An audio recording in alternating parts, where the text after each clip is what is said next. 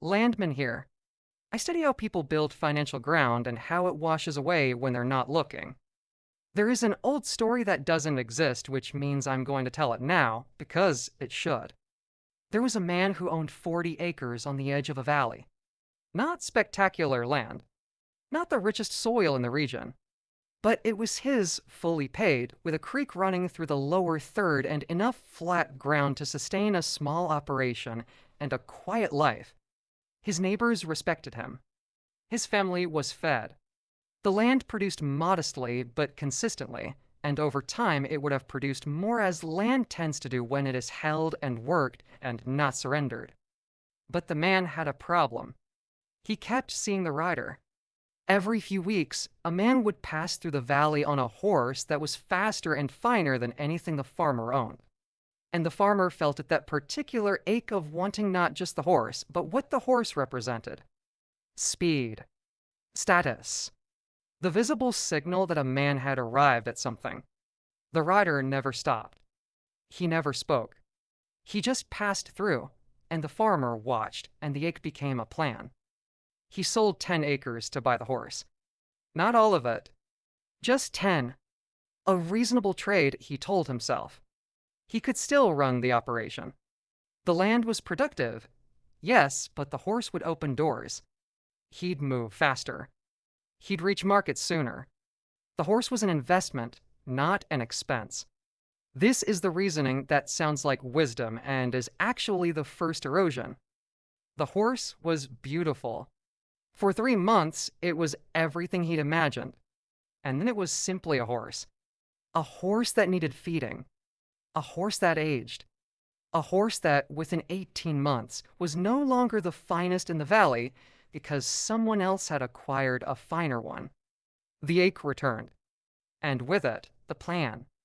He sold another 10 acres. Then another. Each time with logic that almost held.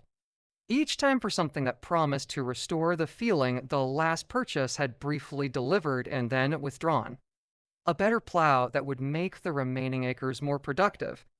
A trip to the city to establish connections that would multiply his returns. Each purchase reasonable in isolation. Each one a vote cast against the ground. By the time he understood what had happened, he had 12 acres left. The creek still ran through the lower third.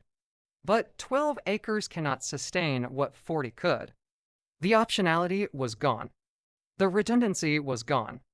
The land that would have compounded quietly across decades, that would have passed 2 children who would have held it and worked it and not surrendered it, was gone. Traded for things that are now also gone. Things that felt urgent and then faded.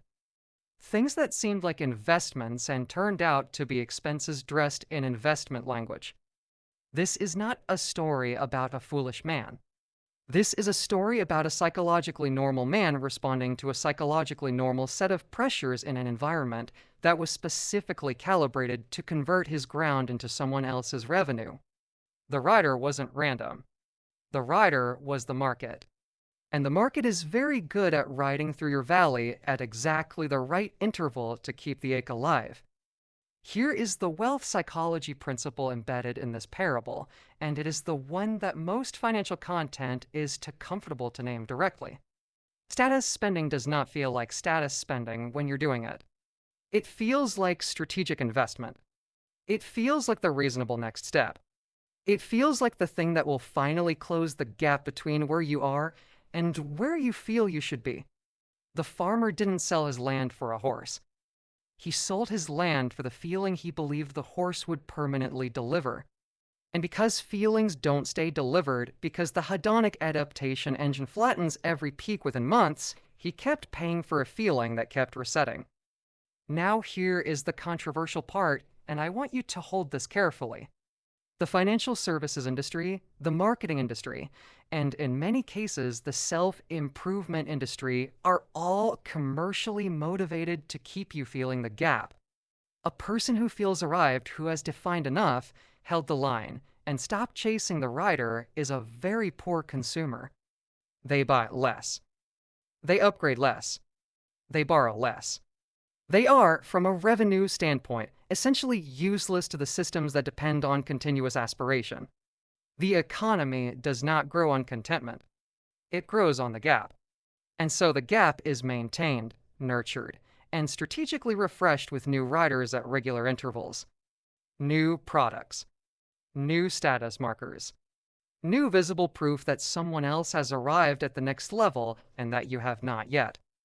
Understanding this is not cynicism. It is orientation. When you see the rider, you can now see what the rider actually is. Not proof that you're behind. Not an invitation to sell ground. A scheduled delivery from a system that profits from your ache. The soil test for status spending is direct. Before any significant purchase that carries a status dimension of vehicle, a home upgrade, a piece of technology that exceeds functional need, Landman asks one question. If nobody in my life would ever know I made this purchase, would I still make it? If the honest answer is no, if the value of the thing is primarily the visibility of the thing, then it is a horse. And horses are beautiful. And horses fade. And the land you traded for the horse does not come back. The 40 acres in your financial life are your investable assets, your equity, your retained surplus. They are not dramatic. They do not ride through valleys. They do not generate the specific ache of visible status. They produce quietly, consistently, and they compound in the dark, without an audience, without a signal to peers, without the brief spike of arrival that the horse delivers.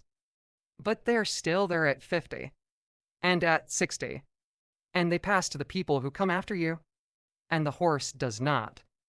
The rider will come through your valley again. He always does. The question is not whether you will feel the ache. The question is whether you know what you are looking at when you feel it. If this changed how you see the next rider, subscribe. That's all. Just subscribe. New ground here every week.